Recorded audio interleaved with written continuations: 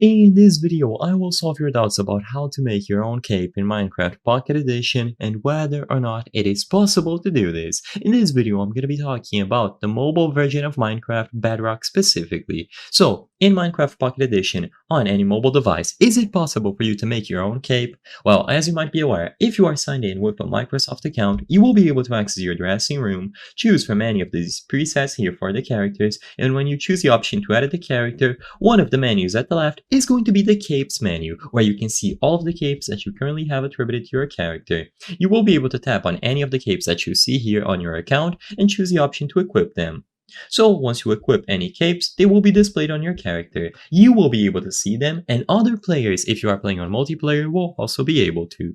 Now, is it possible for you to make your own cape? As you might be aware, there are plenty of customization options here that allow you to sort of mix and match specific items, specific jackets, tops, and so on. So, is it possible to do the same thing for a cape?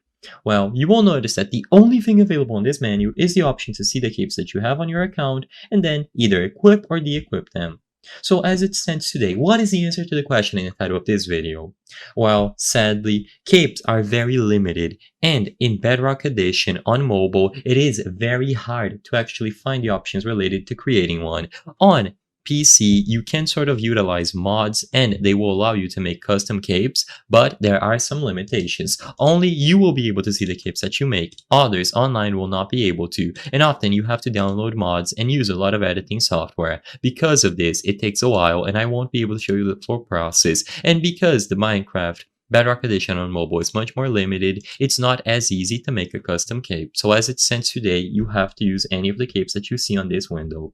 If this video cleared up any questions that you had, please be sure to leave a like and subscribe. The purpose of this video is not to spread misinformation, but to let people be aware about the limitations of doing this. If this video cleared up any questions that you had, please be sure to leave a like and subscribe for more very easy tips. Thank you for watching.